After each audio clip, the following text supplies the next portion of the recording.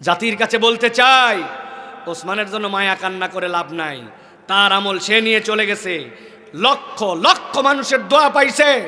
এখন আমাদের যেটা দায়িত্ব, সে বারবার বলেছে যে আমার হত্যাকারীদের বিচার করতে হবে। আমি যদি হত্যা হয়ে যায়, একটাই আবদার, একটা সুষ্ঠু বিচার করে দেখায়েন। আবেগের বক্তব্য দিচ্ছেন, তোমাকে বিদায় দিতে আসি না, এই সকল কথা অন্য লোকেরা বলবে, আমি বলবো, সাধারণ লোক বলবে।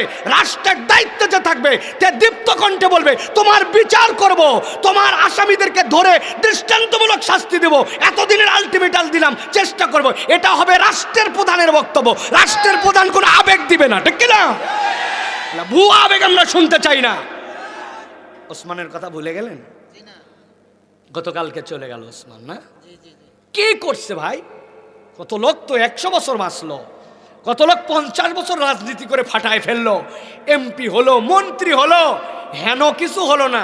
3 বারের প্রধানমন্ত্রী, 5 বারের রাষ্ট্রপতি, এগুলা ডায়লগ শুনছি না আমরা। কিন্তু আল্লাহর বান্দা 32 বছর বয়স পাইল, কি করছে? ইসলামের পক্ষে ছিল, শানিত যুক্তিতে ইনসাফের পক্ষে কথা বলতো, বাংলাদেশকে ভালোবাসতো, আল্লাহ আল্লাহ রসুলকে উপরে তুলতো, ইমানের পক্ষে ছিল। এলজিবিটি কিউ তার বিপক্ষে কথা বলেছে, সে ইনসাফের পক্ষে কথা বলেছে। আল্লাহর বান্দাকে আল্লাহ কবুল করছে, ঠিক না? বয়স হিসাব করো, তোমার আমার বয়স হিসাব করো, 32 কত বাকি, অথবা 32-এর পরে কত বেঁচে ফেললাম। কিন্তু আল্লাহ কবুল করলে কেমনে 13 বছর এই জায়গায় যায়, ঠিক না? এক জুমার দিনে আক্রান্ত হয়ে আল্লাহ 7 দিন কেন রাখলেন? অনেক ভাবলাম, তৎক্ষণাৎ তো মরতে পারতো। ইয়াংরা চিনত, অনেক মুরব্বীরা চিনত না। আল্লাহ 7 দিনে সব মুরব্বী পর্যন্ত পৌঁছাইতে থাকে। হাই হাই, এই ছেলে বলে কিরে, এই ছেলে বলে কিরে, যা বলে তাই তো আগুন, যা বলে তাই তো বারুদ, ঠিক না? আমি আপনাদের কাছে বলতে চাই, জাতির কাছে বলতে চাই, ওসমানের জন্য মায়া কান্না করে লাভ নাই। তার আমল সে নিয়ে চলে গেছে, লক্ষ লক্ষ মানুষের দোয়া পাইছে। এখন আমাদের যেটা দায়িত্ব, সে বারবার বলেছে যে আমার হত্যাকারীদের বিচার করতে হবে। আমি যদি হত্যা হয়ে যায়, একটাই আবদার, একটা সুষ্ঠু বিচার করে দেখায়েন।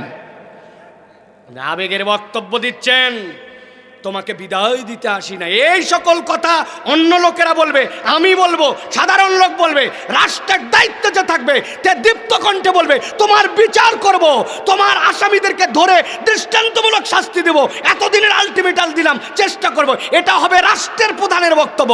রাষ্ট্রের প্রধান কোনো আবেগ দিবে না, ঠিক না? ভুয়া আবেগ আমরা শুনতে চাই না। আবেগ মোটিভেশন দেওয়ার বহুত লোক আছে, ওটা পাড়া মহল্লার লোক ওই কথা বলবে। আপনারা বিচার করে দেখান, হিম্মত থাকলে আসামি নিয়ে এসে দেখান, কোথায় আছে দেখান। একদল কোথার থেকে বলতেছে দেশের থেকে বাইরে চলে গেছে, আরেক দল বলছে দেশে আছে। এত বিভ্রান্তিকর কথা আমরা শুনতে চাই না। আমরা ওসমান হাদির বিচার দেখতে চাই। প্রিয় ভাইয়েরা, আপনারা শপথ নেন আল্লাহ রাব্বুল আলামিনের জন্য ডেডিকেটেড হওয়ার, কোরআনের জন্য ডেডিকেটেড হওয়ার। হাদির আবেগ বিক্রি করলে হবে না। আমরা ওই বক্তব্য দিয়ে আপনাদের কাছে কেবলমাত্র একটা আবেগ সৃষ্টি করবো, এটার কোনো লাভ নাই। হাদিকে অ্যানালাইসিস করেন, 3টা জিনিস তার সাথে ছিল। শহীদি তামান্না, এটা হৃদয় থেকে না আসলে হয় না। জীবন আল্লাহর জন্য দিয়ে দিব, এটা কথায় কথায় বলা এত সোজা না। 2 নম্বর যুক্তিগুলা দেখেন, শানিত যুক্তি, চুখার মেধা, তার প্রয়োগ। আপনি আজগুবি একটা কথা বলবেন, খালি হই হই করবেন আর গরম মারবেন, এই দিন নাই। আপনার যুক্তির পিঠে অকাট্যতা এবং আপনার দালিলিক ভিত্তি থাকা লাগবে, ঠিক না? 3 নম্বরে ইনসাফ, মানসিকতা। আল্লাহ বলেছেন ইন্নাল্লাহা ইয়ামুরুকুম বিল আদলি ওয়াল ইহসান। আল্লাহ দায়িত্ব দিয়েছেন তোমাকে আদালতের পক্ষে থাকতে হবে। You will be the last person, তুমি হবে পৃথিবীর শেষ ব্যক্তি।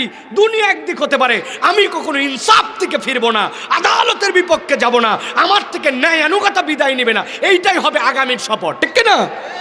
তরুণ রাজি আছো? রাজি আছো? আল্লাহ কবুল করবেন, আল্লাহুম্মা আমিন। আমরা ওসমানের জন্য দোয়া করব ইনশাআল্লাহ। তাহলে 1 নম্বরে ঈমান এবং নেক আমল, মনে থাকবে তো? 2 নম্বরে আল্লাহর কাছে যদি ক্ষমা পেতে চাই, আল্লাহ বলছেন ক্ষমা পাওয়ার জন্য উপায় হচ্ছে আল্লাহর কাছে ক্ষমা চাওয়া লাগবে। মনোযোগ দেন, ঠান্ডা মাথায়, এই জায়গায় দিলের বুঝ নেওয়ার মতো কথা আছে। আল্লাহ কোরআনে বলছেন, ওয়ামান ইয়ামাল সুআন আও ইয়াজলিম নাফসাহু, তোমাদের মধ্যে থেকে কেউ যদি ভুল করে ফেলে, আও ইয়াজলিম নাফসাহু, অন্তরের উপরে যদি জুলুম করে ফেলে, সুম্মা ইয়াস্তাগফিরিল্লাহ, এরপরে আল্লাহর কাছে ক্ষমা চায়, ইয়াজিদিল্লাহ গফুরার রহিমা, আল্লাহ বলছেন সে আল্লাহকে গফুর পাবে, রহিম পাবে। তার মানে মানুষ ভুল করবে, মানুষ অন্তরের প্রতি জুলুম করবে, আল্লাহ বলছেন এই যে ইয়াজলিম নাফসাহু, এইটা যদি বান্দা বুঝে ফেলে তাহলে সে আল্লাহর কাছে ফেরত আসতে বাধ্য। সুবহানাল্লাহ। পৃথিবীতে আল্লাহর সৃষ্টি তিন ধরনের। কয় ধরন? একটা ক্ষণস্থায়ী, একটা দীর্ঘস্থায়ী, আর একটা চিরস্থায়ী। বলেন তো প্রথমটা কি বলছি? মুরগি আপনার সামনেই হলো, একটু বড় হওয়ার পরে মা বলছে মেহমান আসছে ধর, আপনি জবাই করে দিলেন, হলো আপনার সামনে জবাই করলেন আপনি, তাহলে সৃষ্টি আল্লাহর কিন্তু ক্ষণস্থায়ী। আপনি দেখছেন পেঁপে গাছটা বাড়িতে পেঁপে দেওয়ার পরে মরে গেল, কলা হওয়ার পরে ওই কলা কেটে দিয়ে ভিতরের ঘুঙুর বাইর করে পর্যন্ত খাইয়ে ফেললাম, হলো আমার সামনে, চলেও গেল আমার সামনে, ক্ষণস্থায়ী, ঠিক কিনা? এরপরে দুই নম্বরটা বলছি দীর্ঘস্থায়ী। ওই আসমান আল্লাহ সৃষ্টি করছেন, কবে করছেন জানি না, শেষ হবে কিনা? হবে, কিন্তু আমি কবে হবে জানি না। চন্দ্র সূর্য হইল কবে আমি জানি না, কিন্তু সৃষ্টি হইছে। কিন্তু এটা যে শেষ হবে, কাল্লাহিনিল মানফুস, এইটা যে তুলার মতো উড়বে, এইটাও সত্য, ঠিক কিনা? তিন নম্বরে একটা সৃষ্টি হচ্ছে চিরস্থায়ী সৃষ্টি। কি সেইটা? আল্লাহ বলছেন নবী আপনি জানায় রাখেন, আলমে আরওয়াতে ওদেরকে আমি ডাক দিয়েছিলাম, সৃষ্টি করার পরে সবগুলাকে একসাথে একটা পিপিলিকার হালত, ওই রকম হালত হাদিসের মধ্যে যেটা আসছে ওখানে ছিল। তাদেরকে বলেছিলাম আলাস্তু বিরাব্বিকুম ক্বালু বালা, তোমরা কি তোমার রবকে স্বীকার করো কিনা? সব রূহ বলেছিল হ্যাঁ আল্লাহ। আল্লাহ বলছেন ওই রূহকে তোর মায়ের পেটে দিলাম, দুনিয়ায় সৃষ্টি করলাম, এরপরে আমি আল্লাহ মৃত্যু নামক যানবাহন নিয়ে আসলাম, এরপরে তোকে পরকালে নিয়ে গেলাম। রুহু কিন্তু ওই যে আল্লাহর কাছে স্বীকার করে আসছে, চলতেছে জার্নি, চলতে চলতে কবরে গেছি, হাসরে গেছে, মিজানে গেছে, বিচার ফায়সালা শেষ। আল্লাহ বলছেন খালিদিনা ফিন্নার আও খালিদিনা ফিল জান্নাহ, জান্নাতে ঢুকবি অথবা জাহান্নাম। ওই যে আরওয়াতে সৃষ্টি, আর জান্নাতে যাওয়ার পর আল্লাহ বলছেন আর বের করা হবে না। তার মানে ওইটা সৃষ্টির শুরু হয়েছে, শেষ কবে আল্লাহ যারা কেউ জানে না। আল্লাহ বলছেন ওই রুহের জগতে জিন আর ইনসানের রুহটাই একমাত্র আল্লাহর ওইখানে ওই স্বীকারোক্তি নিয়ে আসছিল, বাকিগুলো আল্লাহর অটোমেটিক হুকুমের গোলাম। আল্লাহ বলছেন ওই রুহ তুমি ভাবো না তোমার শেষ হয়ে যাবে, সুযোগ নাই, আল্লাহর মুখামুখি তোমার হয় লাগবে, তোমার ডেস্টিনেশনে তোমার যাওয়াই লাগবে। আল্লাহ এই জন্য বলছেন ওমাইয়া আমাল সুআন আও ইয়াজলিম নাফসাহু, তোর অন্তর তো স্বীকার করে আসছিল রব আল্লাহ, কিন্তু ওই অন্তর বিভিন্ন ধোকায় পড়ে ডানে গেছে, বামে গেছে। আল্লাহ বলছেন এখন দায়িত্ব কি? সুম্মা ইস্তাগফিরিল্লাহ, সহজ দায়িত্ব আল্লাহর কাছে ইস্তেগফার কর।